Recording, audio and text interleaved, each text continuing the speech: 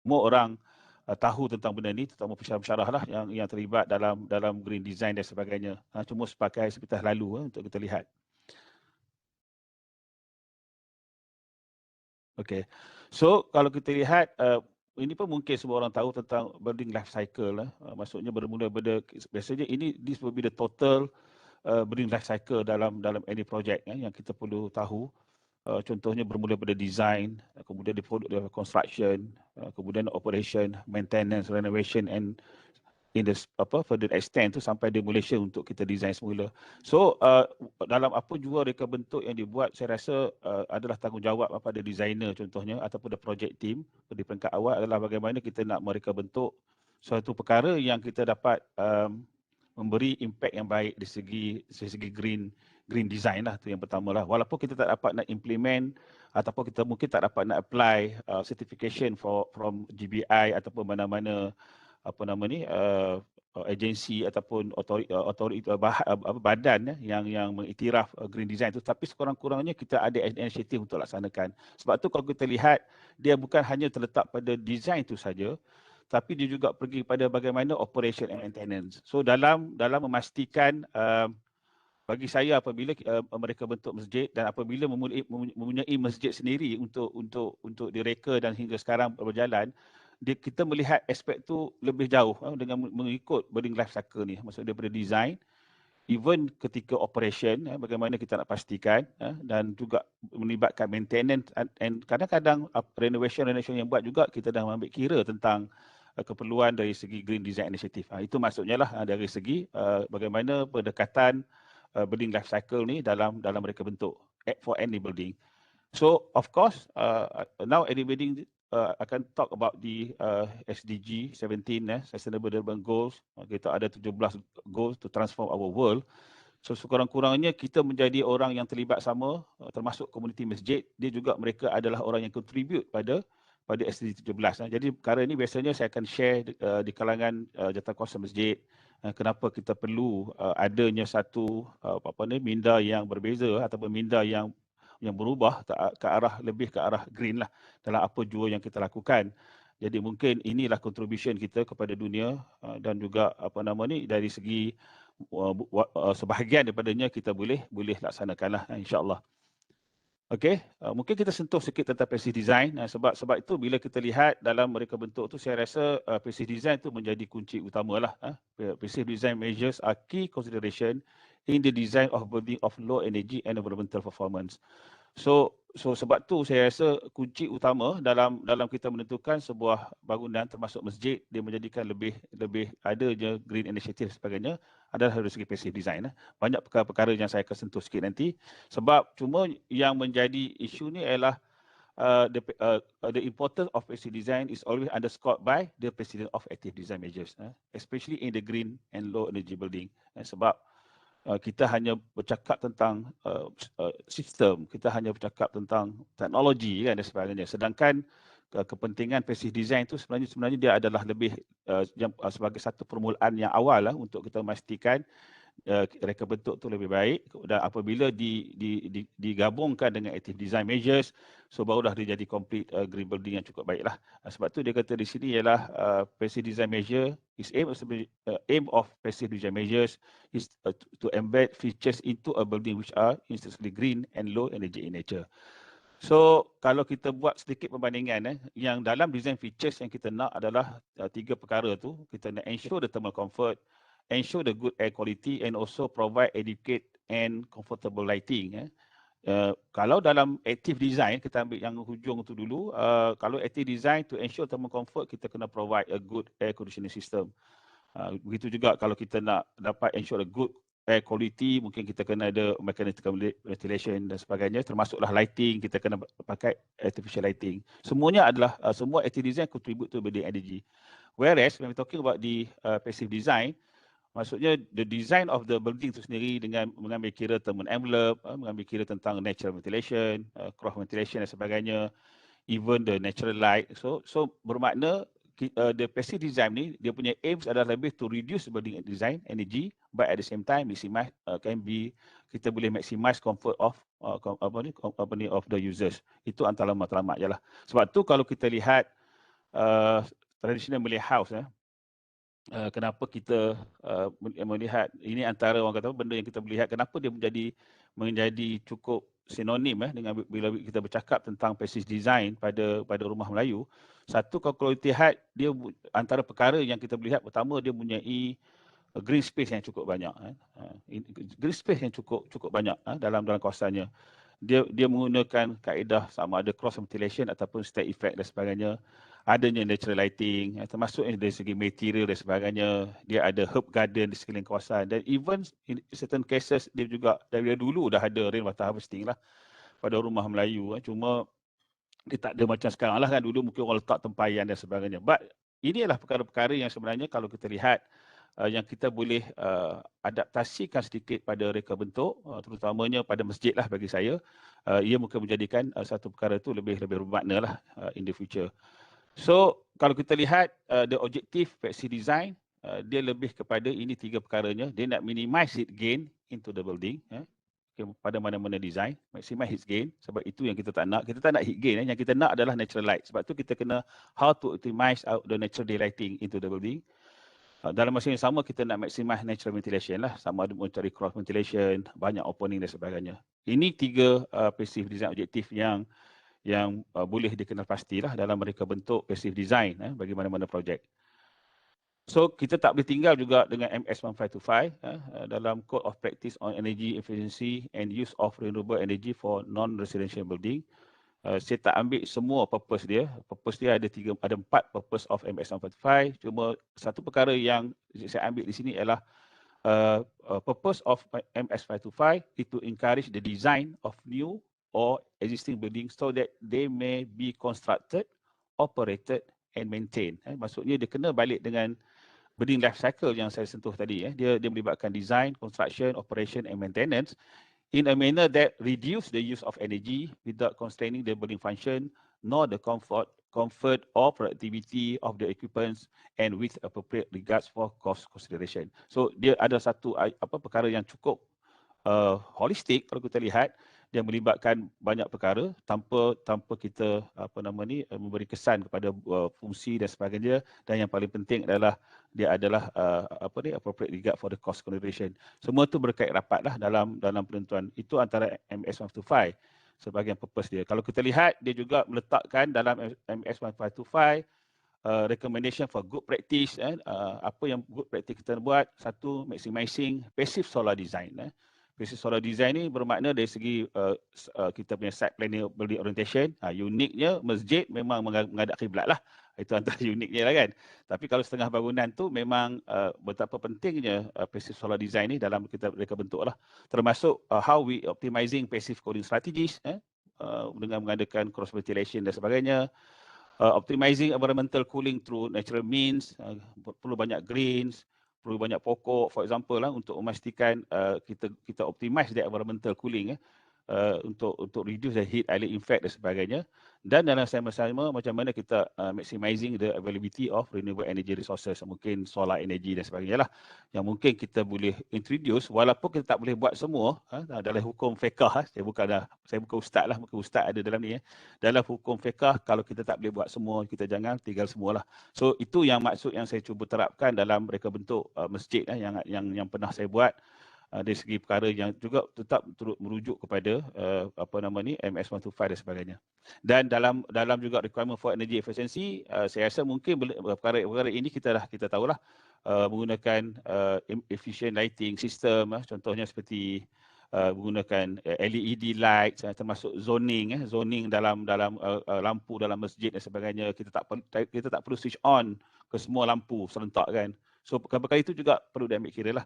Selain itu dia lebih pada on the engineering side lah, termasuk low electrical power distribution. Dan mungkin kita tak dapat buat semua berada pada masjid, termasuk menggunakan efficient aircon dan sebagainya. Itu perkara-perkara yang ada dalam MS1525. So banyak, ini dia punya section dia. Cuma saya highlight dua section saja. Satu berkaitan dengan architectural and passive design strategy, and also the second one on the building envelope. Sebab dalam tu pun sebenarnya dalam architectural and passive design strategy section 4 in the MS125 pun dia dah menyentuh beberapa perkara yang penting lah yang kita perlu lakukan in terms of site planning and rotation, even daylighting, the facade design bagaimana kan, natural ventilation, even thermal insulation, strategic planning and also renewable energy. Ni sebahagian konten lah, sebahagian konten yang ada dalam section 4. Begitu juga dalam section 5, OTTV. Bila OTTV ni of course dia berkaitan dengan material yang kita pakai lah. Material yang kurangnya penetration of the heat and so on. Begitu juga yang berkaitan dengan sun path and body orientation, shading, roof lighting, roof skylight and so on. Itu antara apa namanya orang kata mukadimah yang saya cuba nak nyatakan di sini ialah sebagai designer ataupun sebagai siapa saja sebagai manusia yang hidup atas muka bumi ini, kita kena letakkan kepentingan bagaimana untuk pengurangan energi, memastikan kita ada sedikit inisiatif yang kita boleh fikirkanlah dalam untuk memastikan apa jua reka bentuk dia ke arah green design initiative, terutamanya pada masjid lah. Okay. So, kenapa community mosque? Sebab community mosque ni seperti saya maklumkan sebelum tadi ialah dia adalah masjid yang diuruskan oleh komuniti sendiri. Bermakna dari segi pengurusan duit, pengurusan tenaga, pengurusan manusia, pengurusan fasiliti dan sebagainya adalah diuruskan oleh komuniti. Sebab itu sangat penting bagaimana kita pastikan penggunaan duit yang didermakan oleh orang ramai, mulai tabung-tabung dan sebagainya diguna secara optimal. Maksudnya kita tidak ada pembaziran. Kita cuba mengurangkan perkara-perkara pembaziran itu yang tak penting. Jadi itu perkara yang pertama lah. Dan saya tak mengatakan this will be the only approach in architecture lah sebab dia pelbagai kan. Cuma ini adalah perkara yang kita perlu buat sebab terutamanya masjid di Perak, dia saiz ni tak besar. Dia antara 600 berjemaah hingga paling besar mungkin hingga 3,000 jemaah. Kalau dibandingkan dengan di Selangor sebagainya, memang saya tahu masjidnya cukup besar dan kos dia juga sangat sederhana. Contohnya dia dalam kira-kira dalam tak sampai 2 juta hingga pergilah sampai 5 juta. Itulah range pembinaan masjid di Perak ni dan kemudiannya komuniti itu sendiri perlu menguruskan dengan cukup baik. So sangat penting apabila kita melakukan reka bentuk, apabila kita serahkan kepada komiti ataupun jawatankuasa masjid, memudahkan mereka untuk menguruskan masjid itu apabila tidak melibatkan terlampau teknologi yang banyak, mudah dicapai, mudah dibaiki dan sebagainya. Sebab tu kalau kita lihat antara common issues yang berdasarkan pengamatan saya, berdasarkan observation yang saya lihat, apa yang berlaku terutama di Perak, common issue ialah yang pertama, dia praying hall bagi kebanyakan masjid terlampau besar. The main praying hall besar ni bermakna sama ada dia terlampau luas dari segi area dan juga dari segi volume. Dia besar dan tinggi. Jadi dia ada beberapa perkara yang kita lihat di sini sebab walaupun benda ni bunyinya sangat sedih sebab walaupun kita punya prayer hall yang besar, selain daripada solat Jumaat, selain daripada 10 Ramadan yang pertama, selain daripada solat Aidilfitri dan Aidil-Adha, kebanyakan waktu solat tu mungkin 1 saf, 2 saf, 3 saf sajalah contohnya. Sedangkan kita punya volume yang sangat besar, terpaksa buka kipas yang banyak, airconnya banyak, termasuk giant fan and so on, tapi saf dia tak banyak. So ini antara common issue yang kita nampak. Kemudian dari segi insufficient natural lighting, kebanyakan masjid gelap, dia tidak ada seolah macam tidak bila gelap tu membuatkan kadang-kadang orang tak sebagai manusia biasa, dia tak nampak adanya sense of welcoming untuk orang hadir ke masjid. Selain daripada sifat manusia lah, AJK kena panggil orang tu salah satu cara kan, tapi kadang-kadang bangunan tu sendiri kalau dia terlampau gelap, dia ada 2 perkara yang kita nampak terlampau gelap ni. Satu, dia nampak muram, dan yang kedua, kita terpaksa menggunakan artificial lighting walaupun di siang hari. Perkara ni kalau kita boleh elak, kita elaklah untuk menjimatkan tenaga elektrik dan sebagainya. Dan ada setengah keadaan tu memang dia insufficient natural lighting. Dan mungkin satu perkara yang saya tak tulis kat sini ialah dia kebanyakan masjid ni dia mungkin dia punya bila dia extend tu dia tidak ada seolah-olah tidak ada proper planning lah, yang bagi saya itu antara perkara-perkara yang kalau semua yang dengar dalam webinar ni, terutamanya arkitek ataupun designer ataupun tak kisahlah yang dia faham tentang di sistem, kalau dia berada dalam mana-mana karya, tawarkanlah diri untuk membantu kan. Kadang-kadang mungkin tak salah AJK tu tak ada orang advice dan sebagainya. So kita tak nak begitulah. So itu perkara yang kita lihat. Dan dalam satu juga common issue yang saya perhatikan adalah begitu kurangnya green space dalam kawasan masjid. Dia menyebabkan heat island effect. So kebanyakan masjid kita lihat ni, kalau kita tengok gambar belah sini, macam ni lah kan, dia gelap, premix everywhere. Ini bukan untuk memalukan, saya nak tunjukkan sebagai satu kaedah untuk perkongsian. Mana nak tahu nanti ada ahli karya dia lihat masjid dia, kutuk masjid dia kan. Kita bukan nak merendahkan sesiapa, tapi kita nak melihat bahawa mungkin dia ada sebab dia kenapa, sebab mungkin dia susah nak maintain rumput dan sebagainya.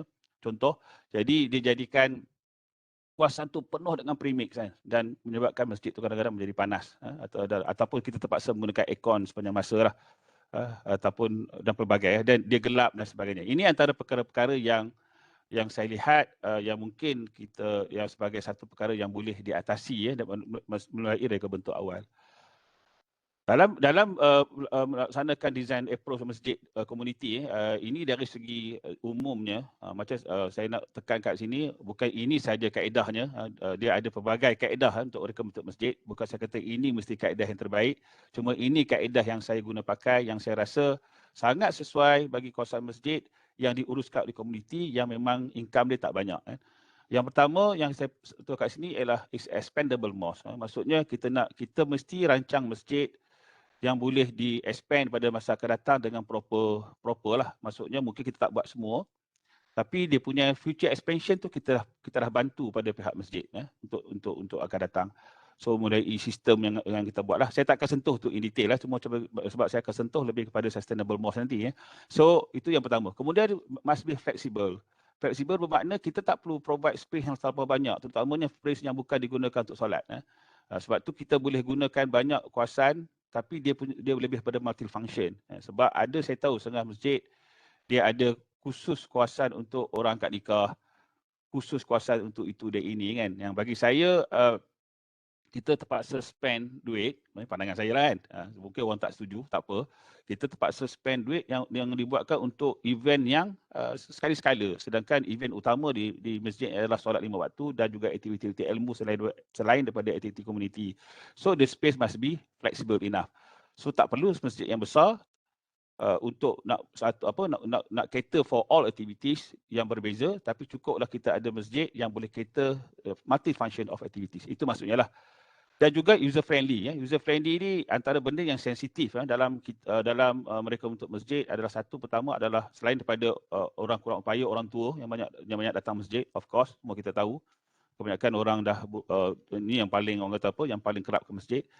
Antara perkara yang menjadi penting juga adalah muslimat, muslimah lah, muslimat. Saya rasa sebab tu macam saya bila mereka bentuk Masjid Madinah Universiti, nanti kita buat survey, kita temu ramah muslimat, apa yang dia nak dalam masjid, termasuklah dia nak dekat dengan toilet, dia bila dia berwuduk tu orang tak nampak dia dan sebagainya. Kita ambil kira macam itulah, kita letakkan juga sebagai orang yang utama. Juga bila kata user friendly termasuk juga untuk musafir kan dan sebagainya, dan even hinggalah pengurusan jenazah pun kita ambil kira. Bagaimana nak memastikan mudahnya urusan jenazah masuk ke dalam dewan solat dan terus keluar. Contoh demikianlah dengan apa itu contohnya. Dan saya juga memang lebih menjurus kepada Malay Vernacular Mosque atau Malay Vernacular Architecture. Dan yang kelima tu yang saya rasa yang mungkin menjadi saya akan sentuh lebih dalam sikit on the sustainable mosque. Dia bukan hanya melibatkan green initiative termasuk, tapi dia juga termasuk juga, for example, bila kita buat mosque tu terlampau volume dia besar, nak tukar satu lampu kita kena pakai scaffolding. Jadi cost scaffolding tu kadang-kadang lebih mahal daripada tukar lampu. Jadi kita kena, bagi saya, bagi saya sebab tu scale tu kita fikir yang bila kita nak menguruskan masjid, nak do the maintenance dan sebagainya, dia tidak melibat kos-kos mahal dari segi itu. Jadi boleh gunakan tangga dan sebagainya. Itu kita ambil kira jugalah dalam reka bentuk, selain daripada kita menerapkan juga green initiative dalam sebuah masjid. Sebab tu dalam green initiative, dua perkara saja yang biasanya saya ambil kira dalam mereka bentuk masjid komuniti. Satu, untuk reduce the energy consumption. Bagaimana kita nak reduce? Satu adalah kita tak boleh elak langsung tak ada aircon. Tambah di Sri Iskandar. Siapa yang duduk Sri Iskandar dia tahulah, dia sebab kita kawasan bekas Lombong. Memang kalau time panas tu memang dahsyat panas dia contohnya. Tapi apa yang kita buat adalah kita minimize the size in terms of area of volume untuk main prayer hall. So bermakna kita banyak provide open praying areas. So kita akan reduce air conditioning space. Itu matlamat yang pertama yang kita buat. Dan of course secara tak langsung kita juga akan optimize natural day lighting. So kita akan reduce usage of artificial lighting, especially dekat siang lah. Sebab ada tengah tempat tu siang bukan pasang lampu, kita tak perlu, insyaAllah. So dan juga maximize natural ventilation, melalui cross ventilation, kita ada courtyard and so on. Itu perkara-perkara yang kita boleh laksanakan lah. Itu yang pertama dari segi space planning. Manakala dari segi site planning, target utama adalah to reduce the heat island effect, termasuk kita provide more green space, kita provide penuh banyak kawasan hijau, strategic zoning in terms of building and car park area. Kita tak naklah parking tu berkeliling bangunan tu kan. Sebab dalam masa yang sama kita nak enhance pedestrian walk. Sebab banyaklah hadis-hadis yang berkaitan yang kalau kita berjalan kaki ke masjid, menaikkan satu darjat, menggugurkan satu dosa dan sebagainya. Dan ini yang kita cuba tekankanlah dalam mana-mana reka bentuk lah. That's how we can reduce heat island effect by providing more green space, proper strategic zoning for building and car park area, and at the same time enhance the pedestrian walk. Itu perkara yang dilaksanakan lah. So saya mulakan dengan projek yang mula-mula saya test. Projek yang mula saya test ni bukan projek saya sendirilah. Maksudnya bukan saya sebagai pengurusi lah. Ini projek saya sebagai konsultan. Dia panggil sebagai Masjid Ismailiyah di Sungai Tiram, di Lekir, Perak ataupun di Manjung. Okay. So kalau kita lihat projek brief dia adalah pertama kita perlu, dia ada masjid sedia ada seperti gambar kat bawah tu, di mana kita perlu demolish the mosque dan kita bina barulah, kena bina baru. But at the same time kalau kita lihat dia ada menara tu kita kena upgrade. We have to upgrade the existing minaret sebab dia kata minaret tu dah old fashion dan kita tak demolish pun tu. Target dia tak besar, dalam 800 jemaah saja dan kosnya hanya dalam 2.5 million. So kalau kita lihat dari segi site tu, kalau kita study dia memang sangat kecil site dia, 0.87 ekar, tak sampai 1 ekar, dan dia ada jalan besar di depan, jalan sisi di tepi, dan ini kiblat dia menghadap ke depan lah, dan dia ada juga car parking area di sebelah. Kalau kita lihat dalam keadaan yang kecil tu, apa yang kita laksanakan dari segi ini ialah dia ada graveyard di belakang. Graveyard di belakang ni apa yang saya nak share sikit, sebab dalam kes projek ni pun kita kena pindahkan kubur lah, sebab site kubur tu dah encroach masuk dalam tempat masjid. Itu sebagai selingan. Okay, apa yang dilaksanakan sini ialah seperti mana saya maklumkan, kita enhance the pedestrian. So kita tak letakkan langsung parking dalam kawasan masjid. The only access parking adalah di bahagian belakang saja, nombor 4, untuk membolehkan orang kurang upaya dan juga jenazah masuk dari situ. Yang lain kita jadikan access from the sebab dia punya jalan yang luas, parking di luar saja, access dari depan, berjalan kaki daripada kiri dan jalan kaki. Maksudnya dia ada 3 laluan utama berjalan kaki lah, seperti saya ni maklumkan tadi, yang kita pentingkan pedestrian walk untuk masuk ke masjid. Dari segi green space, site yang kecil, kalau kita lihat dia tidak ada langsung penuh dengan green saja dalam ni. So even kita punya green space kita mencapai 42% green space dalam kawasan, termasuklah dengan pedestrian walk dan sebagainya. Okey, ini kalau kita lihatlah dia punya masa peringkat perasmian dulu. Kebanyakan kereta hanya parking di luar sahaja. Ini menara yang di naik taraf. Inilah rupa masjid dia, dan kalau kita lihat inilah antara green space yang dibuat, sebab kiblat dia masuk daripada arah kiblat kan, dan bila kita ada green space ni, dia sebenarnya automatically dia dah create dia akan reduce dah ada punya heat island effect, dan dalam masa yang sama dia menjadi ruang untuk aktiviti yang dilaksanakan lah. Selain daripada kita provide green, selain daripada dia adalah laluan masuk, dalam masa yang sama dia juga boleh diadakan pelbagai function lah. Ini adalah ketika perasmian dilakukan oleh mantan Menteri Besar yang lalu ke atas masjid tersebut. Okay, ini pintu masuk sisi, satu-satunya jalan yang masuk ke dalam masjid. Macam kita tadi, yang lain semua berada di luar sahaja. Ini bilik jenazah, dan bila di dalamnya pun space di antara pagar dan dinding juga kita provide dengan green punya ni lah, pokok, rumput, kita punya grass creek and so on. Semua adalah kita tingkatkan penggunaan green initiative dalam masjid ni. Termasuk ni satu lagi daripada tepi lah, daripada side. Okey, ini daripada arah kubur. So kalau kita lihat bila kita katakan kita reduce aircon space, kita hanya fokus aircon area. Kenapa tak jalan? Okey. Pada kawasan tu sahaja untuk 400 jemaah sahaja yang beraircon. Yang lainnya semuanya adalah terbuka. Sebab tu kita ada cross ventilation yang cukup baik pada masjid ni. Kesemuanya adalah terbuka. Dan kita juga dapatkan cahaya natural lighting daripada semua angle lah, ataupun angle-angle yang tidak menghadap matahari lah, sebab matahari depan tu adalah kiblat kan. So kalau kita lihat waktu siang masih cerah sebab kita dapat capture the light. Kita masih dapat capture the light lah. Ni contohlah. Dalam projek ni ID bukan saya buat lah. ID dibuat sendiri dilantik sendiri oleh AJK untuk sebab saya kalau ID saya tak buat macam ni, saya buat lebih simple lah. Ini sangat detail. Okey, ini gambar menara. Ni bila dah beberapa bulan landscape pun dah start tumbuh. Dia beri create a very nice ambience untuk bila orang lihat, untuk menarik jemaah untuk datang ke masjid dengan berjalan kaki. Itu yang saya maksudkan sebelum ni. Okay, ini daripada parking tepi. Ini masa belum siap. Ini dah ini maksudnya tengah dalam pembinaan. Ini dah kira dah siap beroperasi sepenuhnya. Inilah keadaan masjid dia lah.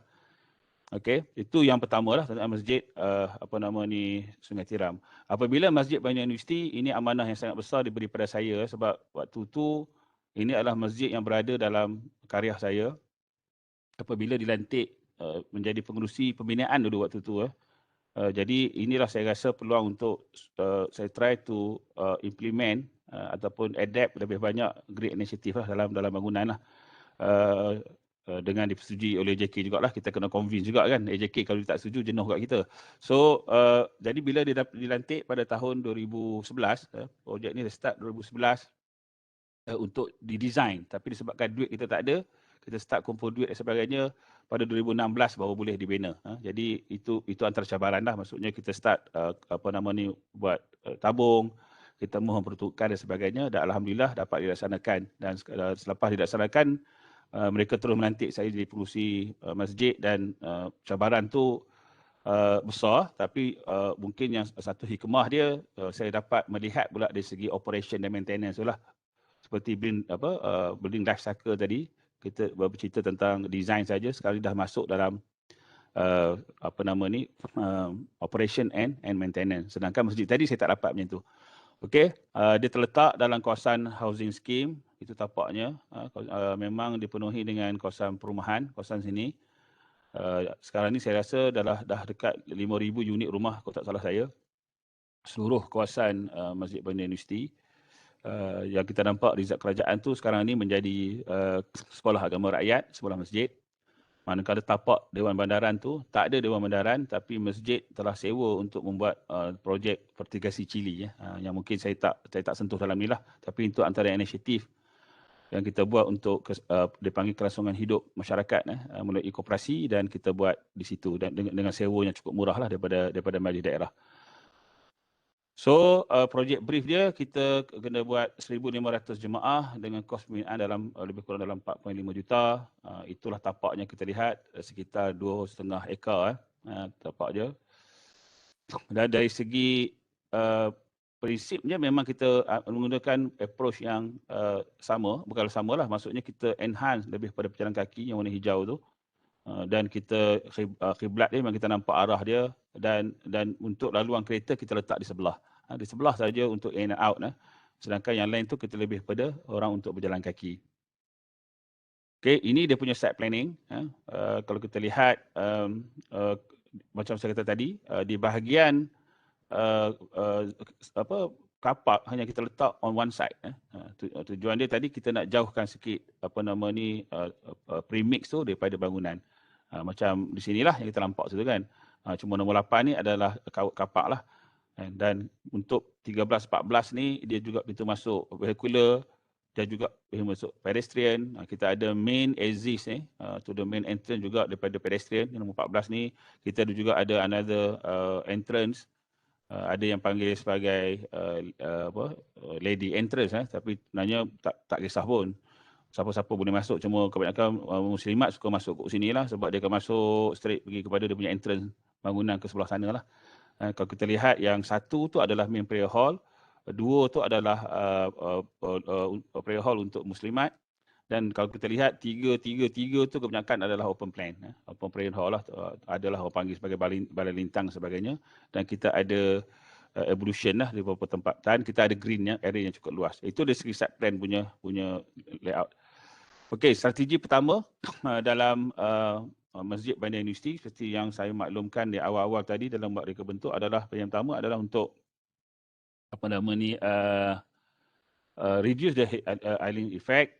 3 perkara yang saya lihat di sini. Pertama adalah in terms of strategic zoning. Yang kedua adalah kita increase the green space. And the third one adalah enhancing pedestrian walk. Mungkin saya dah sentuh tadi, tapi inilah keadaan dia lah. Kalau kita lihat the main entrance ataupun the main pedestrian walk tu memang direct to the exit to the qiblat macam itulah, sebagai lalu yang paling utama kita buatlah.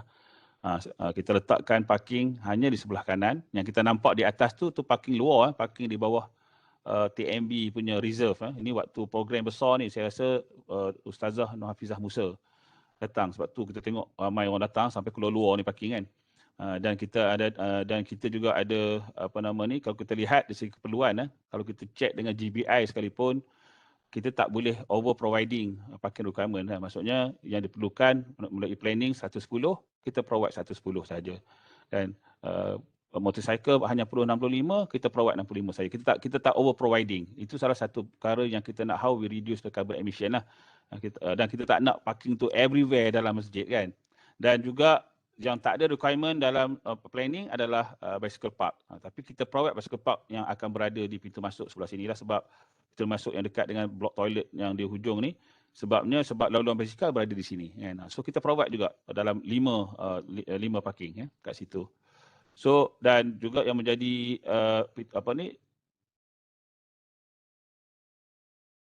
saya tengok tak jalan dia punya slide. Okey, lambat sikit dia keluar, minta maaf.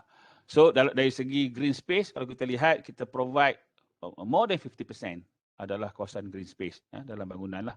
Bila kita tolak di building footprint dan juga the road and car park, so kita banyak lagi space green yang ada dalam kawasan sinilah. Dan juga itu adalah laluan-laluan pejalan kaki yang kita pentingkan. So ini keadaan yang kita dapat lihat lah bila kita ada green di depan sebagai halaman. Rumah Melayu ada halaman, bila masjid kita buat halaman dengan green macam ni. So saya tak langsung dia memberi suasana yang menarik pada masjid, menyebabkan jemaah berminat. Sebab peringkat awal untuk saya nak kongsi pengalaman dengan tuan-tuan dan perempuan, memang ada juga jemaah yang kata kenapa kita tak buat parking keliling. Contohnya dia kata jauh dan sebagainya kan. Tapi kita kena perlahan-lahan dah untuk educate masyarakat kita. Saya kata kalau kita buat parking keliling, masjid kita akan lebih panas. Kita tak nak buat premix everywhere in our building. Jadi kita banyakkan green, kita tak sebelah, kita jalan kaki banyak. Sebab kalau kita pergi Mekah, Madinah, kita jalan kaki juga. Alhamdulillah, di peringkat awal jadi begitu, waktu memula siap dulu. Tapi apabila kita merancang untuk buat fasa 2, tambahan dewan, yang kita cadang nak buat di atas tapak green ni sedikit, bukan semualah, sebahagian. Jemaah dah mula faham apa dia kata kat saya, Tuan Haji, kalau boleh kita jangan kacau green ni Tuan Haji. Sampai begitu sekali. Maksudnya saya rasa mereka dah makin lihat yang kawasan halaman ni merupakan satu kawasan yang sangat penting, sebab dia menjadi pelbagai aktiviti juga kita boleh laksanakan kan. Kita boleh buat aktiviti silat dan sebagainya, multifunction, fleksibel saya kata tadi. Dalam masa yang sama dia juga beri kesan yang baik dari segi heat island lah kan. Okey, ini dia punya main entrance tu. Sekarang ni pun gambar lama sikit ni, tak sempat nak ambil gambar baru. Pokok-pokok ni pun dah makin besar, dia jadi shaded pada the main entrance to the building untuk orang jalan kaki. Ini kalau kita lihat kombinasi di antara landscape, hard landscape dengan softscape untuk pintu-pintu masuk. Pintu masuk banyak masjid ni. Ini pintu masuk, sini pintu masuk. Ini masuk dari tepi dan sebagainya. So dia tetap juga jadi kawasan aktiviti bila jadi limpahan ketika solat Jumaat dan sebagainya, dan ramai juga jemaah yang solat di atas dataran ni lah. Dia jadi sedemikian. Okey, ini laluan, ini waktu awal PKP ni, gambar ni sebab tu ada tanda-tanda di lantai, sekarang dah tak ada dah. So ini covered walkway yang kita juga buat sebab untuk linkkan untuk coverkan orang berjalan kaki untuk pergi ke space, dan inilah ruang yang terus pergi kepada ruang solat wanita lah. Ini antara lagi laluan pejalan kaki. Seperti masih maklumkan, memang encourage orang berjalan kaki je sebenarnya. Tapi jangan terkejut, kita juga ada jemaah yang guna kursi roda. Tak ada masalah dia, sebab kita ada ramp dan sebagainya untuk masuk ke dewan solat utama. Memang ada, ramai pun kita ada. Dan kombinasi di antara covered walkway dengan open walkway. Ini entrance dari sebelah lain pula ni, di sebelah parking. Yang kita nampak menara. Ini juga entrance juga masuk ke dalam bangunan. Okey, ni antara entrance lain jugalah. Kita ada banyak, saya tak salah ada 7, 1, 2, 3, 7 pintu masuk. Sorry, 5 pintu masuk ke dalam masjid ini. Yang menjadi laluan-laluan. Sebab kita nak lebih banyak pintu masuk, lebih banyak dia lebih keterbukaan kepada ni, dan kita lebih encourage untuk orang berjalan kaki ke masjid lah. Okey, ini yang dikatakan parking basikal ni yang berada di luar ni. 1, 2, 3, 4. 4 saja. Sorry, saya kata 5 tadi. 4 saja, dan sebab dia bersambungan dengan laluan basikal yang telah dibuat oleh Majlis Daerah Perak Tengah dalam kawasan tersebut lah. Okey, untuk pendekatan kedua atau approach kedua adalah lebih kepada how to reduce the energy consumption. Itu yang menjadi perkara yang penting juga. Okey, iaitu yang pertama, kita reduce air conditioning space, maximize natural ventilation, dan dalam masa yang bersama macam mana kita nak optimize daylighting. So ini plan, aku tengok dia punya plan, mungkin saya nak share sikit dia punya plan ni. 1 dan 2 ni adalah, 1 adalah main prayer hall, 2 ni adalah women prayer hall. Dan kalau tengok women prayer hall ni, they have their own enclosed ablution. Enclosed ablution. They have their own entrance. Dan sebenarnya entrance ni pun tertutup ni. Ini ada kawasan untuk yang bagi yang tidak boleh solat. Bagi yang uzur, dia akan ada kawasan dia, jadi dianggap bukan masjid di sini. Dan sebenarnya from entrance E ni, dia akan terus ke toilet untuk muslimat lah. Itu yang kita akan dapat kat situ. Manakala yang semua 3 ni adalah kawasan yang terbuka. Dia juga mempunyai ablution, 3 lokasi. Ini berbentuk kolah, ini berbentuk tab, ini berbentuk kolah. Dan kita ada 1, 4, 5, 6 entrance lah. Tapi entrance yang ke-6 ni kita pakai special entrance lah. So dia A, B, C, D, E entrance, about 5 main entrance. Main entrance, right entrance, left entrance and so on, termasuk women entrance. Kita ada courtyard di dalam bangunan juga di tengah-tengah, sebab kawasan ini terbuka for the ventilation and so on. Dan kita letakkan kita punya bilik jenazah ni di depan. Dan ada sebab dia lah, sebab kita jenazah masuk dari depan, nombor 5 ni, dan jenazah terus dimasuk ke ruang depan untuk solat. Ini sebenarnya ilham ni dapat bila berada di Masjid Nabawi kan. Bila kita tengok kebanyakan jenazah masuk dari depan. Kalau masuk dari belakang, dia jauh. Kalau kita masuk dari belakang ni jauh, kita nak bawa kan ke dalam ruang solat utama. Jadi apa yang kita laksanakan ialah kita jadikan ruang jenazah di depan, jenazah terus datang di belakang ni, dan keluar dari sini jugalah.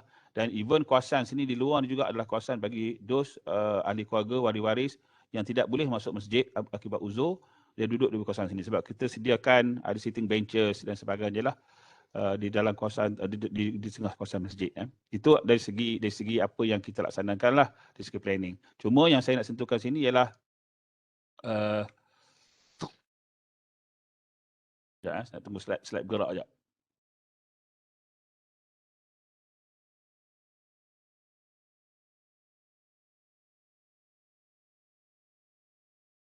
Okey, kadang-kadang kena buat macam tu baru boleh. Okey, bila dikatakan reduce aircon space kita hanya berlaku di sini saja.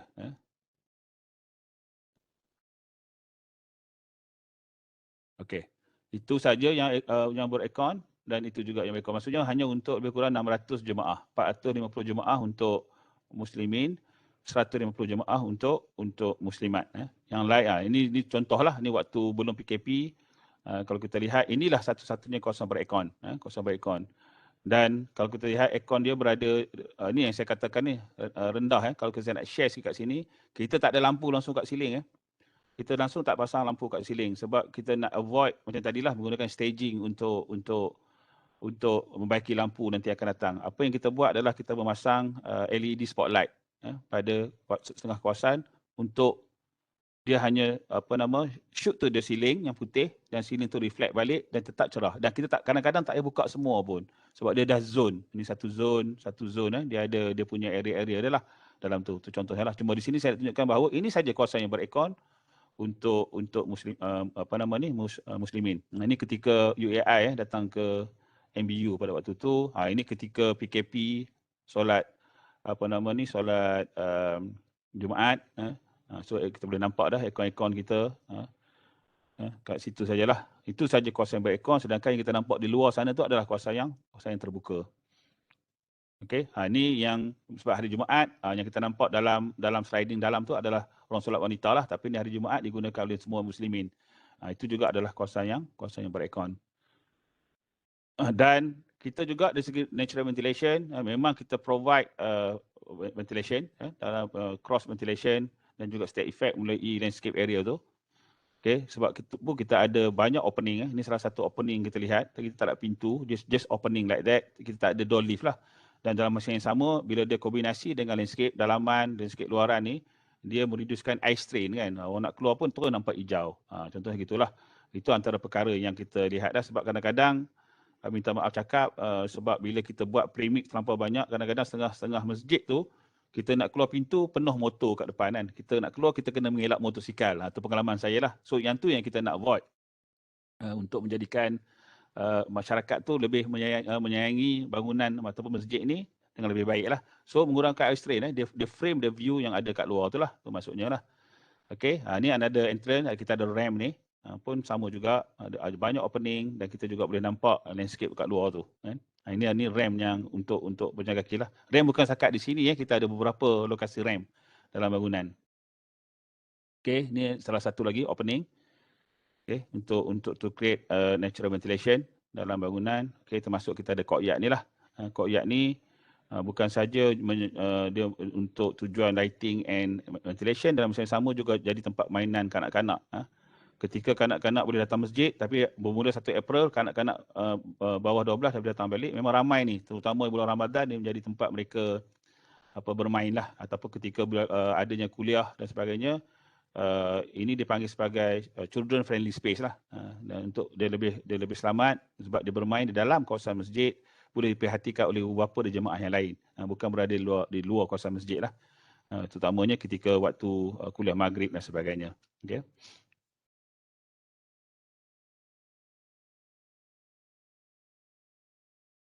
Okay, kita lihat juga ni, kita pun banyak opening. Kita banyak ventilation datang. Walaupun dia dipanggil kawasan terbuka, tapi kita buat dia tingkap dia berbentuk louvers. Tapi bila solat Jumaat, kita buka tingkap tu semua. So dia tetap nampak dia konsep terbuka lah untuk dapatkan ventilation yang baik, serta kita tambah dengan kipas lah untuk tingkatkan dia punya the airflow tu. Okay, bila kita ada good natural ventilation, ni tempat wuduk. Tempat wuduk pun alhamdulillah memang cepat kering lah. Selain daripada natural light tu, dia ada dua-dua sekali lah kan. Dan good ventilation dan sebagainya. Kita tak ada tingkap yang berdaun. Kita buat opening saja yang boleh udara pass through the area tu kan, untuk membolehkan kawasan ni pun juga kering. Ni yang sebelah belakang kita lihat ni adalah ruang solat terbuka, dan kita juga sediakan benches jugalah bagi mereka yang kadang-kadang untuk duduk dulu dan sebagainya sebelum mengambil wuduk dan sebagainya. Dan kalau kita lihat yang atas ni untuk letak kopiah, sabun dan sebagainya lah kan, untuk kegunaan para jemaah. Okay. In terms of natural lighting, kalau kita lihat, kita banyak menggunakan juga tingkap yang atas ni untuk dapatkan natural light. Dan kita sebenarnya ada flat roof kat sini kan, sebab kita combine antara pitch roof and flat roof. Kita boleh dapatkan konsep dia jadi seolah-olah seumpama light chef. Bila macam matahari kena pada roof, RC roof ni, dia masuk, reflect masuk ke dalam tingkap di atas, kena ceiling dan reflect masuk dalam bangunan. Begitu juga kita juga ada skylight yang cahaya masuk, reflect masuk dalam bangunan sebab kita punya pintu ni juga menggunakan pintu kaca. Manakala untuk tempat ablution ni memang kita dapat direct skylight, from skylight lah kan, untuk mengeringkan kawasan tersebut. Itu more or less lah konsep of the natural daylight. Sebab tu kita lihat ini contohnya daripada roof yang paling atas tu, di tepi-tepi kita tak buat satu tingkap pun di depan ni sebab ini kawasan yang betul-betul menghadap matahari. Ini kiblat wall. Tapi kita cari tempat-tempat yang lain lah to capture light. Semua ada. Light memang masuk dan siang memang kita tak pasang lampu. Keadaan cukup cerah di waktu siang dengan color yang kita pilih warna putih contohnya. So memang tak perlu on lampu langsung waktu malam. Itu maksudnya waktu siang, waktu malam kenalah. Kita tak nampak siapa kan. Okey. Ini yang kita dapat cahaya daripada tepi. Yang katakan tadi, dia masuk melalui di skylight, dia reflect pada floor yang warna putih dan bila dia masuk balik ke dalam bangunan melalui glass door yang kita ada lah. Okey. Ini dah makin ramai pun tetap cerah, tetap tak pasang lampu. Ini suasana waktu solat Jumaat. Cukup cahaya, sangat cukup cahaya without any dengan sahaja menggunakan daylight.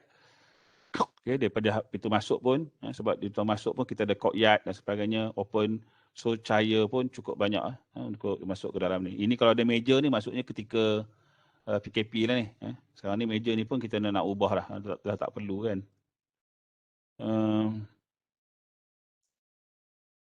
Kadang-kadang dia sangkut, saya kena guna next ni.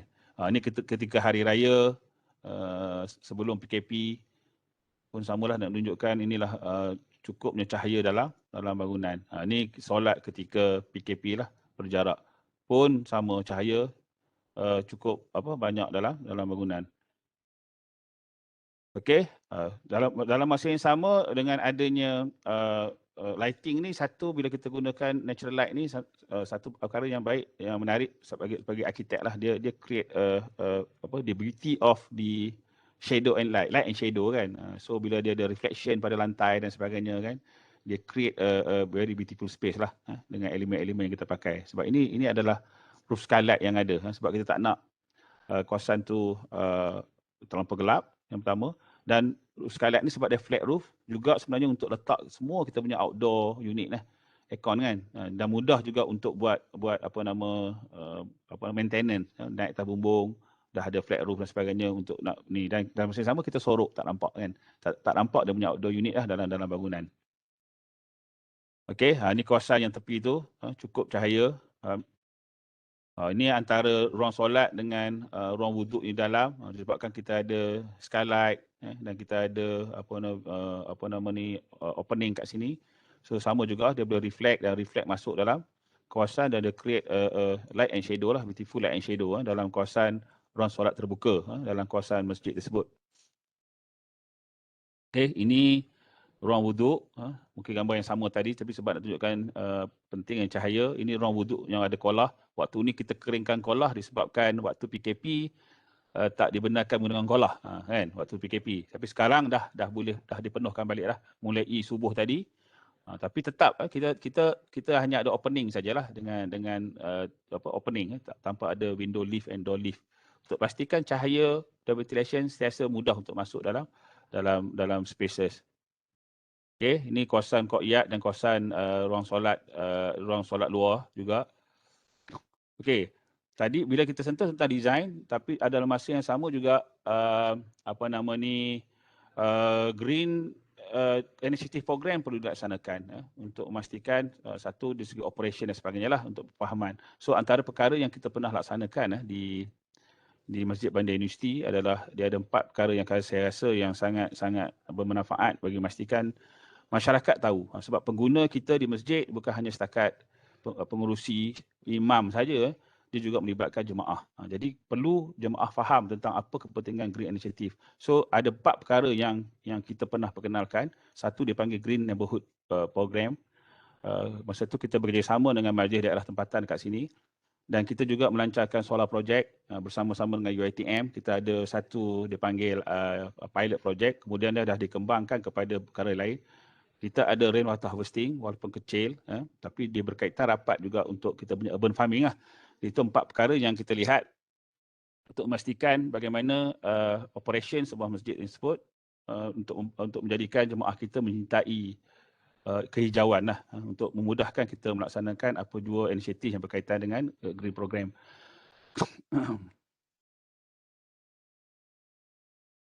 Okey, ini antara yang pernah laksanakan sebelum PKP dulu, dipanggil program perjalanan hijau, peringkat karya.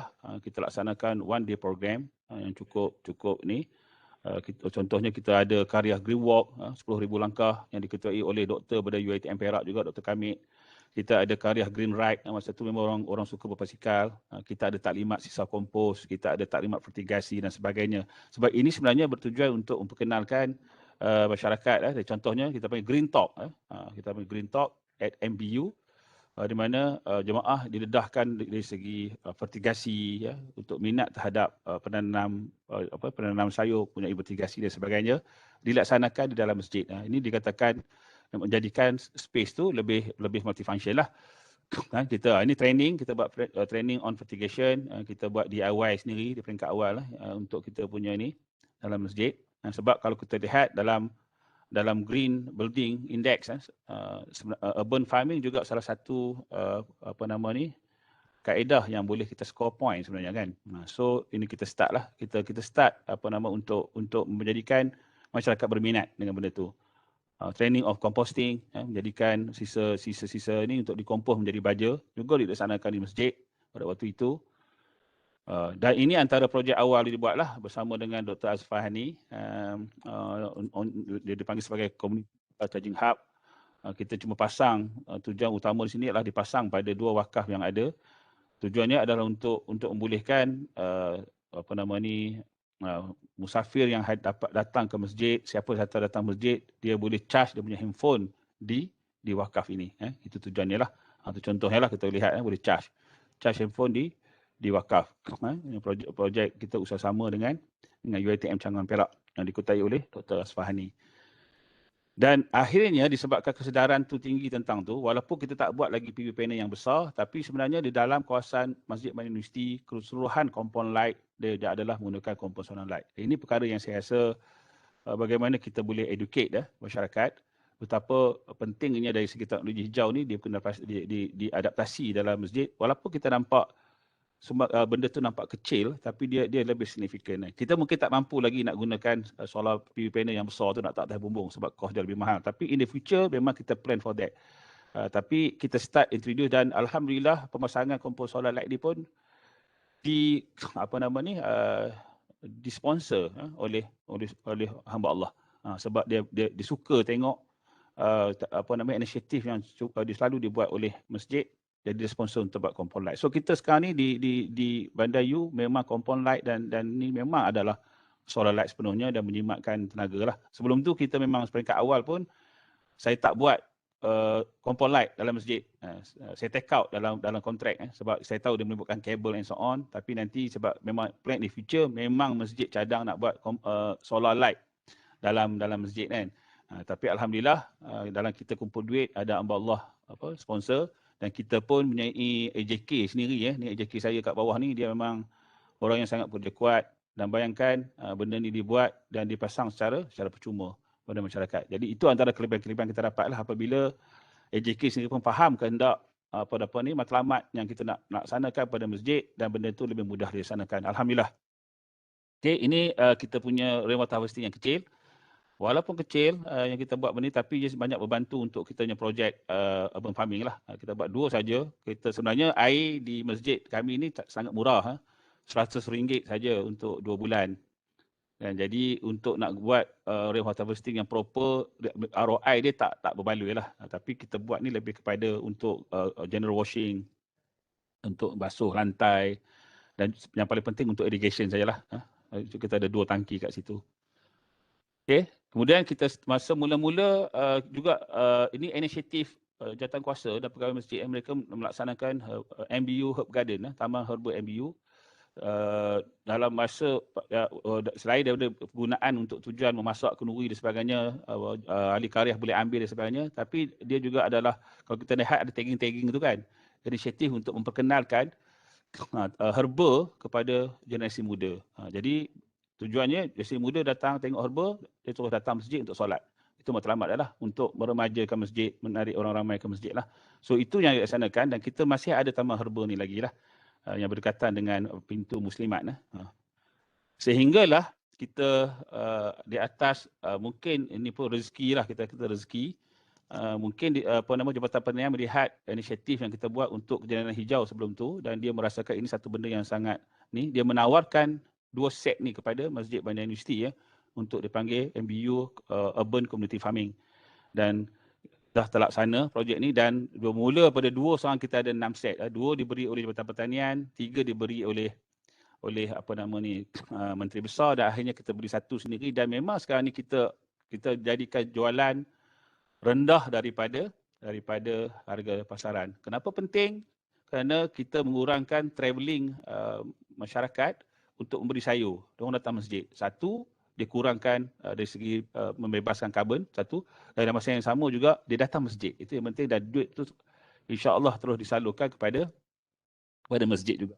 Dan jualan kita memang lebih rendah pada harga pasaran. Biasanya alhamdulillah memang selalu habislah jualan kita. Kan? Okey, ini antara gambar-gambar saya lah, gambar-gambar sayur yang pelbagai jenis sayur yang dijualkan lah. Okay, ini jualan pertama dulu kita buat bersama dengan Pakar Pertanian. Dia melihat kesungguhan yang kita buat. Inilah hasil yang kita dapat di peringkat awal lah, untuk yang dijual pada komuniti, dan ada masanya kita sumbangkan percuma kepada asnaf lah. Itu antara yang kita laksanakan. Dan yang paling penting ialah kita encourage jemaah untuk datang ke masjid untuk mendapatkan bekalan sayur yang bersih, yang tiada baja kimia dan sebagainya. Kemudian Masjid Daerah Perak Tengah juga telah mencalonkan menjadikan Masjid Bandar Universiti sebagai rakan strategik atas orang kata apa, inisiatif hijau yang dilaksanakan di masjid. Itu poster yang ada lah, dan kami memang diminta untuk masuk bertanding di peringkat kebangsaan pada tahun 2019. Dan pertandingan itu adalah sempena dengan sambutan Hari Pecahangan Bandar Sedunia peringkat kebangsaan yang diadakan di Shah Alam, dan rezeki kot sebab kami menjadi johan di peringkat kebangsaan. Dianggap sebagai anugerah kejiranan hijau 2019 peringkat kebangsaan pada tahun 2019. Dan kami menerima anugerah tu di Shah Alam bersama dengan saya selaku mewakili pengurusi masjid dan juga SU Majlis Perak Tengah sebagai rakan kongsi. Dan bila kemenangan ini berlaku, bermakna minat masyarakat terhadap masjid tu lebih baik, terutamanya yang berkaitan dengan inisiatif hijau lah. Dan ini hadiahnya lah, sijil dan hadiah adalah wang tunai yang kita dapat jugalah tempat pertama. Dan dari segi Indes, bersama dengan Surveyor Dr. Nur Hasfahani, kita juga menang gold medal dalam projek Community Solar Hub, Charging Hub dekat masjid. Kita juga sudah 3 tahun berturut-turut kita mendapat sijil penawaran Masjid Bestari Negeri Perak 4 bintang. Kalau kita lihat, dia ada 4 kriteria utama dalam penilaian: pentadbiran, aktiviti, infrastruktur. Dia panggil 4P sebenarnya lah. Pengurusan, pengimarahan, prasarana dan juga persekitaran. So kalau kita lihat, environment juga main peranan penting lah dalam tu, dan kita mendapat pengiktirafan, dan tahun ini lagi akan dinilai sekali lagi lah. So yang kami lihat, penerapan Masjid Bestari ini akan menjadikan masjid lebih berfokus dari segi pengurusan, terutamanya termasuk melibatkan how to sustain in term of sustainable environment lah. Sebab tu antara Masjid Bandar ni dia terkenal sebagai masjid yang mempunyai persekitaran yang sangat indah. Itu yang selalu kita dapat good response lah from the public. Dan terkini kita menang urban farming kita tu pula, kita dapat tempat ketiga. Ni paling terkini sebab tu sijil pun tak sempat scan. Ni foto diorang share kat saya through WhatsApp je. pertandingan urban farming. Sebenarnya program urban farming ni kita dapat tempat ketiga. Cuma yang uniknya pertandingan ini adalah anjuran Majlis Bandaraya Ipoh. Kami pun cuma Jabatan Pertanian suruh dia kata MBU masuk juga. Kami kata kami ni Perak Tengah bukan Ipoh. Tak apa, masuk. Tapi alhamdulillah lah kita masuk dengan keadaan yang kita tak bersedia. Tapi alhamdulillah kita tetap dapat tempat ketiga. Dan kita hantar Biro Ekonomi kita lah, Biro Ekonomi kita untuk hadir bersama untuk malam tersebut, sebab saya tak dapat hadir malam tersebut. Dan alhamdulillah itulah antara pencapaian yang kita boleh share lah. Ini tulang belakang saya rasa dalam memastikan masjid berjalan dengan baik, kita kena pastikan semua AJK dan pegawai mempunyai matlamat yang sama, kan. So kita sentiasa melakukan bengkel muhasabah, bengkel perancangan strategik dan sebagainya. Dan dan penting untuk pastikan AJK tertentu tu melaksanakan tugas, contohnya seperti kita punya how to do maintenance, facility management. Kita ada khusus dalam masjid kita, termasuk kita ada unit quality juga dalam masjid kita. Dan untuk maklumat semua, di masjid kami terdapat 6 orang siap. 6 orang. Bukan ramai, ada orang kata ramai. 6 orang siap dalam saiz masjid yang kecil. Termasuk 2 siap wanita. Maksudnya 4 siap lelaki, 2 siap wanita. Dan kita ada 2 orang tukang kebun. Ini maksudnya kalau bila kita nak bagi sesuatu tu boleh di maintain, boleh di sustain, kita kena juga ada keperluan yang kita lihat untuk menjaga balik masjid tersebut dengan baik. Termasuk kita punya 2 tukang kebun yang sentiasa menjaga persekaran masjid dengan baik, menjaga kebun, menjaga pokok dan sebagainya lah, kan. Dan dalam masa yang sama kita memberi balik sumbangan kepada mereka, sebab dia walaupun beri allowance kecil ya gaji allowance dia orang ni, tapi mereka pun selain berkhidmat untuk masjid, kita juga bantu masyarakat kat sini lah untuk mereka meneruskan kelangsungan hidup dan sebagainya. Saya kata ini antara yang terkini. Dia dalam surat khabar ni tak sampai tempat lain, dia panggil bulletin bottle ya, dia bottle. Ni dia anggap sebagai Masjid Madinah Universiti pikat hati jemaah, sebab kita menggunakan hashtag hashtag MBU di hatiku, sebab mungkin saya ITM kot, ITM dulu. Dan tujuan utama adalah dalam masjid ni yang dinyatakan situ ialah dia praktik konsep solat dan rehat. Dan antara perkara-perkara yang coverage yang dibuat oleh berita ni masa dia datang interview adalah lebih kepada dia minatnya terhadap dia panggil inisiatif hijau yang dilaksanakan dalam masjid lah. So alhamdulillah bila kita lihat dia mendapat tempat di masyarakat, dia mungkin lebih memberi banyak kesedaran lah pada orang lain. Dan mulai itu juga banyak juga AJK masjid yang datang untuk AJK masjid lain datang ke Masjid Bandayu untuk melihat, untuk mendapatkan perkongsian lah bagaimana untuk penerapan great initiative dalam masjid masing-masing. Besok pun insya-Allah, esok 2 bulan pun ada masjid akan datang hadir lah ke Masjid Bandayu sebagai lawatan penanda aras. So mungkin kita dapat berkongsi apa yang kita rasa kita boleh kongsilah dengan masyarakat. Saya rasa itu saja kot pada saya, sebab slide ni dia tersangkut sikit. Betul lah. Terima kasih. Itu saja. Saya dah sampai pukul 11 suku. Saya rasa dan kita mungkin ada, kalau ada apa-apa yang boleh nak disoalkan, saya cuba jawab. Kalau saya tak tahu, mungkin saya kata saya tak tahulah. Saya memang orang yang straightforward lah. Kalau saya tak boleh jawab, memang saya kata saya tak tahu. Itu saja daripada saya. Baiklah, terima kasih saya ucapkan kepada Tuan Azman atas satu perkongsian yang agak menarik dan agak full of information, full of content. Saya boleh cakap lah, especially berkenaan dengan perihal design of a mosque ataupun perihal berkenaan dengan green initiative for masjid ini. Jadi saya ingin mengemukakan saya ingin open to the participant jika ada apa-apa soalan yang ingin ditanya, tetapi saya rasa dekat chat room ni tadi ada beberapa soalan. Ada satu soalan yang ditanya oleh peserta kepada Tuan. Saya bacalah. Ataupun Tuan pun boleh baca dekat chat room dekat sebelah sini, iaitu soalan pertama daripada Faris. Kenapa Tuan tidak menggunakan konsep kubah sebagai bumbung masjid? Okay. Terima kasih pada Cik Faris yang bertanya. Sebenarnya saya tengok kat chat ni, ada yang tolong jawab dah pun. Kubah bukan berasas dari setempat dan ada banyak persembahan dari segi penggunaannya. Dia macam inilah. Bila kita tengok, saya bukan anti kubah, tu nombor satu. Okay? Saya bukan anti kubah. Cuma bagi saya, bila kita kena cinta, bagi saya tentang saya mencintai seni bina negara saya sendiri. Maksudnya dalam seni bina Nusantara, kalau kita lihat masjid yang pertama sekali, masjid yang mula-mula kita kenal pun, masjid Kampung Laut pun, dia sebenarnya berbentuk pitch roof. Kenapa pitch roof? Mesti ada sebab-sebab yang sesuai dengan budaya, dengan budaya setempat dan sebagainya. Saya ulang, saya tak against dengan kubah. Dan betul seperti apa yang dimaklumkan oleh Azlaini Abdul Aziz, saya baca sendiri, dia kata kubah bukan berasas dari setempat dan ada banyak permasalahan dari penggunaannya. Betul.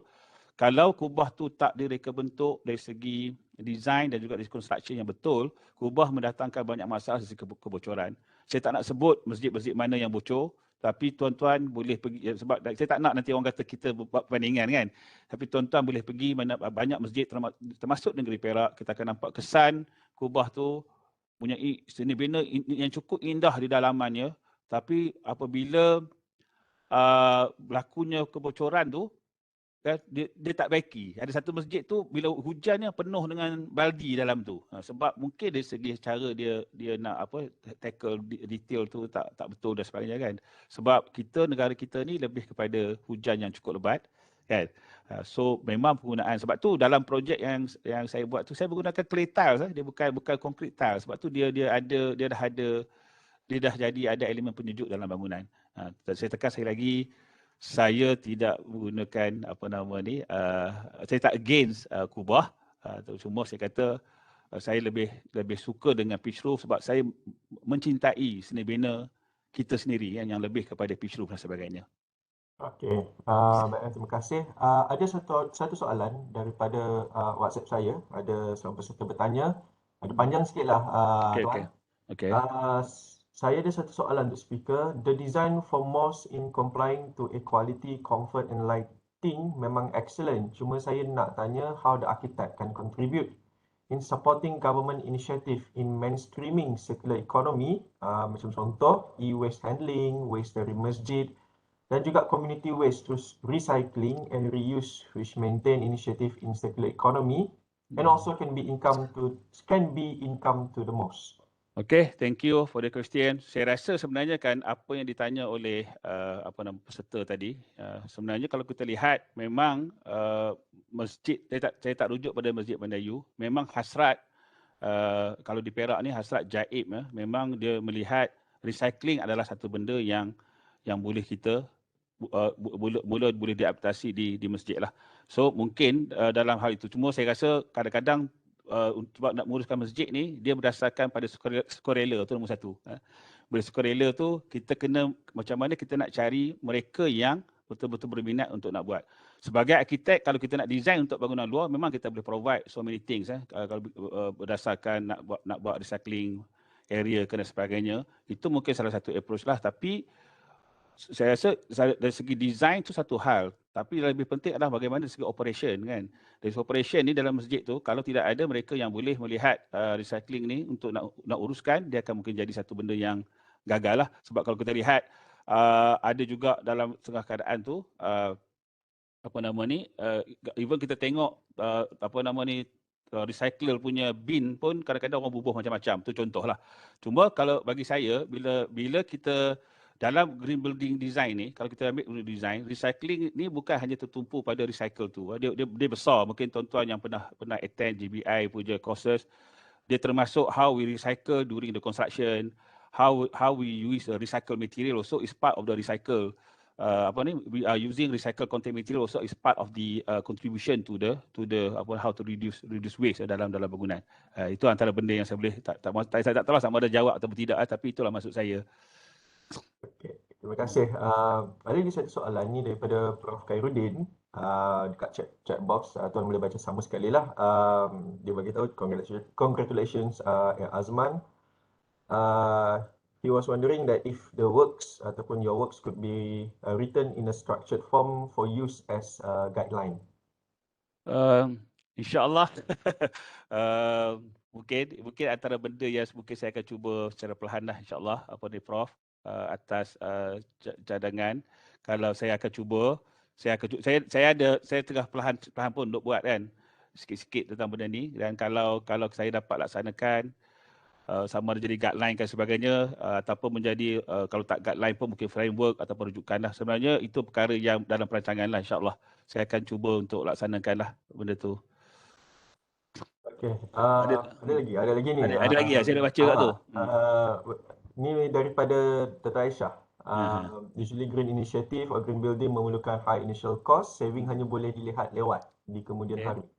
Apa komen betul, sebab tu dalam kalau dalam GBI kita kena tunjuk ROI. Saya rasa mungkin tuan-tuan pun banyak yang tahu tentang return on investment penggunaan dia tu, dan kita kena ada buat dia, sebab dalam kes sekarang ni mungkin bezanya sekarang ni mudah untuk kita sampaikan kepada masyarakat, termasuk AJK Masjid, apabila kita dah ada contoh yang banyak, contoh yang banyak yang baik dari segi green initiative pada building dah memang cukup banyak dah boleh dibuat. Betul, dah jadi lebih mudah, tak macam dulu di peringkat awal.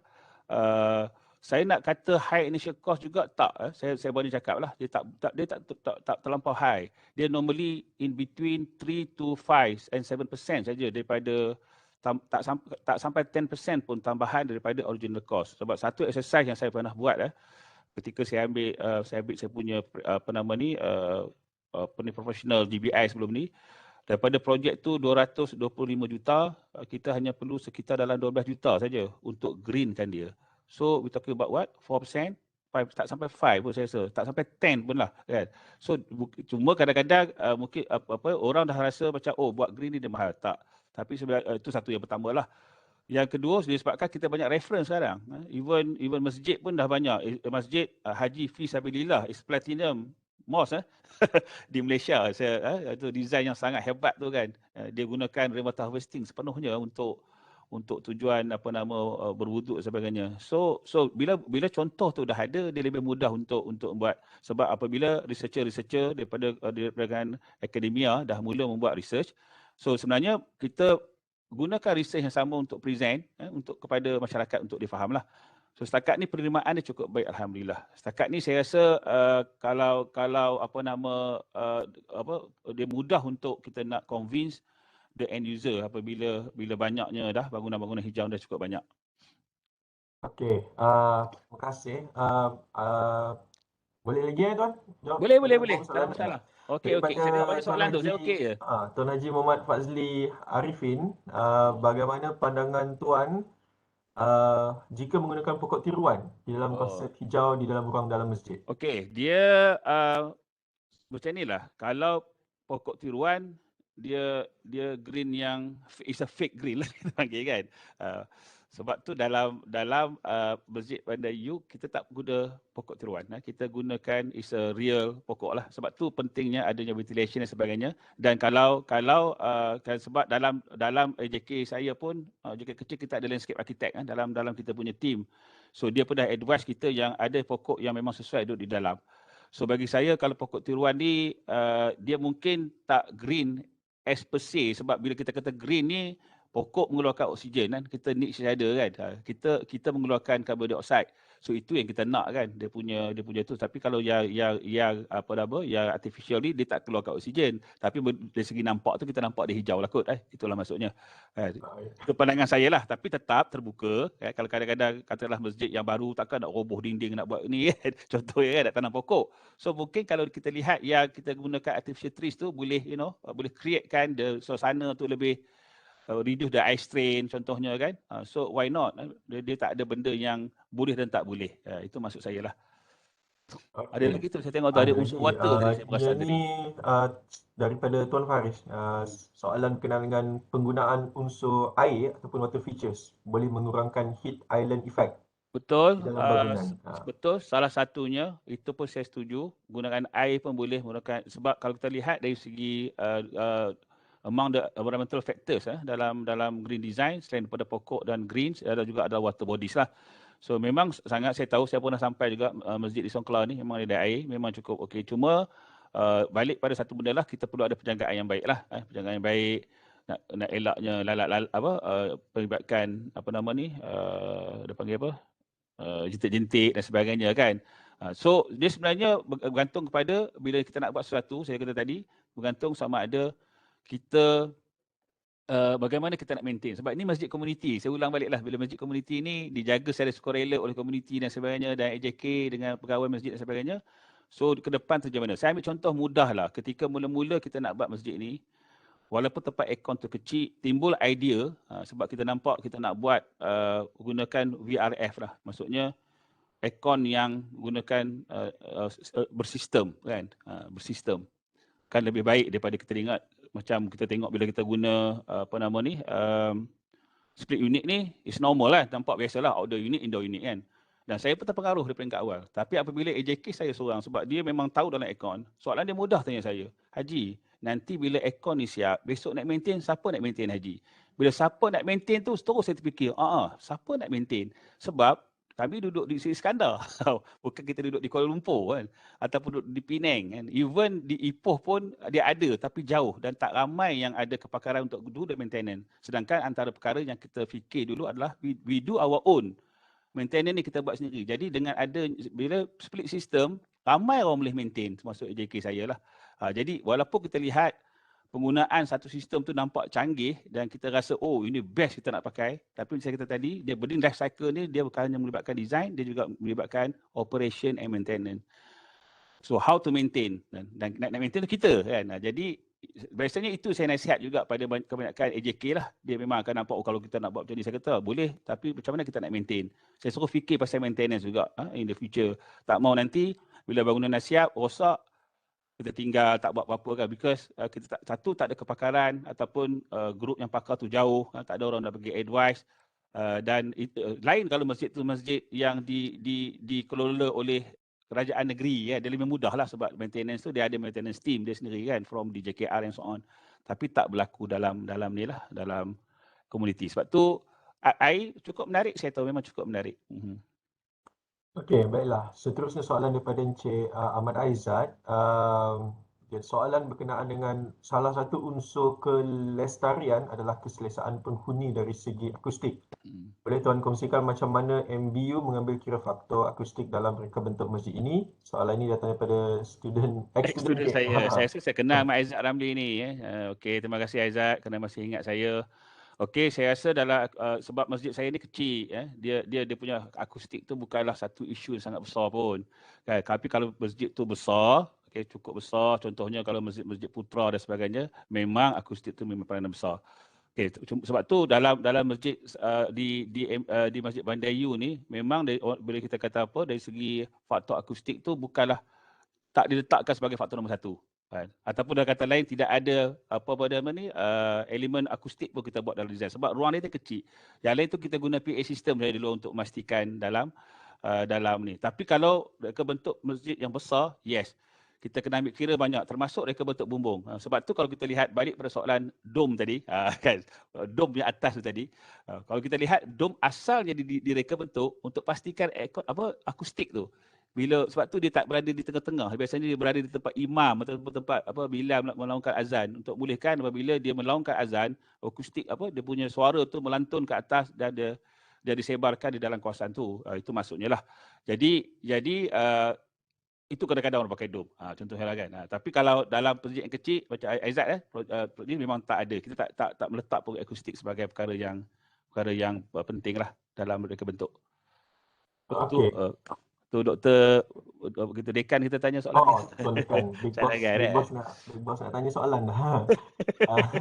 Nampak tu soalan tu. Dia tanya berkenaan dengan ada conference. Pernah ada conference. Boleh, setakat ni saya tak ada dengar lagi. Mungkin ada kot. Mungkin yang dibuat oleh Build Environment punya group, saya tak pasti, mungkin tak pernah saya dengar lagi lah. Tapi kalau FSPU nak anjurkan, why not? Kita panggil ramai, mungkin kita panggil those yang involved in most design, banyak macam contohnya yang arkitek yang buat Masjid Fi Sabilillah for example kan. Saya kenal tu kan. Mungkin it's a good idea Prof untuk looking forward kan. Tapi ada orang jawab tu Islamic Arts Museum Dayuan juga pernah buat. Mungkin saya tak perasan kot. Mungkinlah. Saya rasa jika tak ada soalan lagi, kalau tak ada, kita dah sampai ke penghujung lah. Sebelum saya tutup majlis kita pada hari ini, sebelum kita tangguhkan majlis kita pada hari ini, saya ingin ingatkan kepada peserta-peserta sekalian, link attendance ada dekat chat box, so boleh klik dekat link tersebut dan boleh isi kehadiran tuan-tuan sekalian. Jadi alhamdulillah kita dah sampai ke penghujung sesi webinar kita pada hari ini. Saya ingin ucapkan terima kasih kepada tuan speaker atas satu perkongsian yang sangat baik, sangat informatif yang disampaikan kepada kita semua pada hari ini. Jadi untuk makluman semua, webinar ini telah direkodkan dan recorded webinar ini akan boleh didapati di website SIBE, juga boleh didapati di SIBE YouTube channel. Jadi jika ada apa-apa soalan yang berkenaan dengan SIBE ini basically, anda boleh menghubungi pihak komiti nantilah. Jadi saya ingin ucapkan terima kasih sekali lagi kepada Tuan Azman atas perkongsian. Terima kasih banyak-banyak kepada semua peserta yang hadir pada hari ini. Saya ingin ucapkan selamat menyambut bulan Ramadan kepada semua. Terima kasih atas kehadiran anda. Assalamualaikum warahmatullahi wabarakatuh. Kita jumpa lagi pada sesi webinar yang akan datang. Okay, terima kasih. Assalamualaikum. Salam. Terima kasih, ya Razman. Okay, sama. Okay, bye. Assalamualaikum. Assalamualaikum. Sama. Terima kasih, Azman. Okay, sama.